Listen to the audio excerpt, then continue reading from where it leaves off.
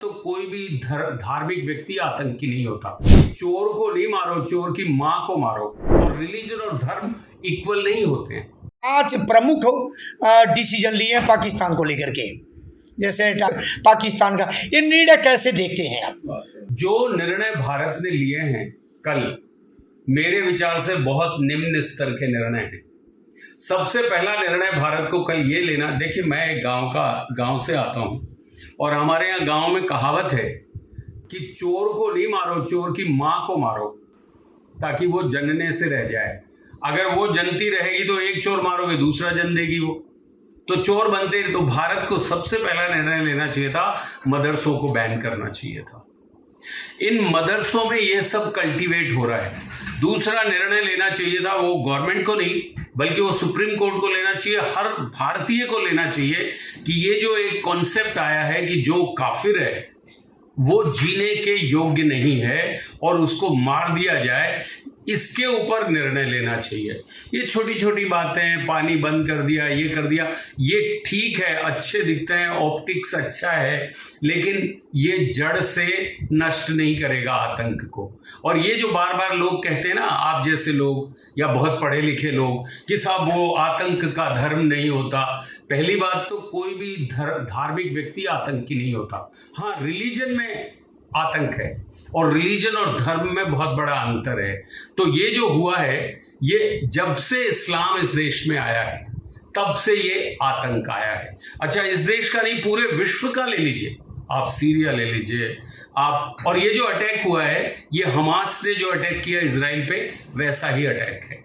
वो भी पिकनिक में लोग थे और उन्होंने अटैक किया, यहाँ भी ऐसा ही है। अब आपको हर एक हिंदू को ये क्या, आप बताइए, कक्षा में आप बच्चों को बताते हैं काफिर क्या होता है? पढ़ाते हैं क्या? नहीं पढ़ाते हैं हम। क्या हम पढ़ाते हैं कि अंतर क्या है, हिंदुइज्म के क्या बड़े बड़े महत्व हैं, कैसे हिंदुइज्म सनातन धर्म जो है वो श्रेष्ठ है? धर्म केवल विश्व में एक है, बाकी सब रिलीजन है और रिलीजन और धर्म इक्वल नहीं होते हैं। तो सर ये बड़े बड़े काम करने चाहिए, और ये मोदी जी नहीं करेंगे, ये प्रत्येक हिंदू को करना होगा। बिल्कुल, प्रत्येक हिंदू बच्चों को बताए। आप अपनी बच्चियों को बताइए कि बेटा आप ध्यान से रहो। आपका अगर आप अगर मैरिज करोगे मुस्लिम से तो आप कन्वर्ट होगे, आपके बच्चे मुस्लिम होंगे, और जितने कन्वर्ट हैं, आप देखिए इस देश में पूरे मुसलमान जो हैं वो सब कन्वर्टेड हैं, और कोई कन्वर्ट प्रेम से नहीं हुआ, सब फोर्सफुली। लेकिन आप उनसे बात करिए, वो कहेंगे नहीं साहब प्रेम से हुए हैं। और प्रत्येक ये कहता है कि हमारे तो पूर्वज वहां से आए थे, वहां से आए। किसी का कुछ नहीं, सब यहीं से आए थे। इसका एक प्रमाण है, आप हरिद्वार चले जाइए, गांव का नाम बताइए और व्यक्ति का नाम बताइए, वो पूरे पंडे बता देंगे कि ये उस ईयर में ये सब हिंदू थे और आज मुस्लिम। तो पता नहीं मैंने आपके प्रश्न का उत्तर दिया कि नहीं दिया। मेरा ये उद्देश्य है कि मैं जागृत करता हूँ मुस्लिम बच्चों को भी। देखिए मेरे बहुत सारे मुस्लिम बच्चे हैं जो मुझे फॉलो करते हैं, मैं उनको भी जागृत करता हूँ कि बेटा बढ़ो आगे। पिछले 10 वर्षों में आप देखिए किस प्रकार से यूनिवर्सिटी, जैसे अलीगढ़ मुस्लिम यूनिवर्सिटी, बच्चियां बुर्के में आती है। आप कैसे शिक्षा को बढ़ाएंगे? और इतना अधिक हो गया, छोटे छोटे बच्चे टोपी पहनना ज्यादा। भाई आप ना तो दिखते हो भारतीय, ना आपकी ड्रेस भारतीय, और फिर ऊपर से बोलते हो कि भारत क्या तुम्हारे बाप का है? भारत उनका है जिनकी अंत्येष्टि होती है, जो जमीन लेके नहीं बैठते मर जाने के बाद। तो ये जो निर्णय भारत सरकार ने लिए हैं, मेरे विचार से निम्न स्तर के, आप समझ रहे हो, उच्च स्तर के निर्णय प्रत्येक भारतीय को लेने होंगे।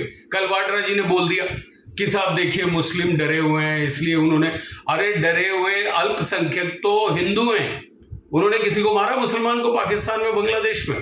बताइए।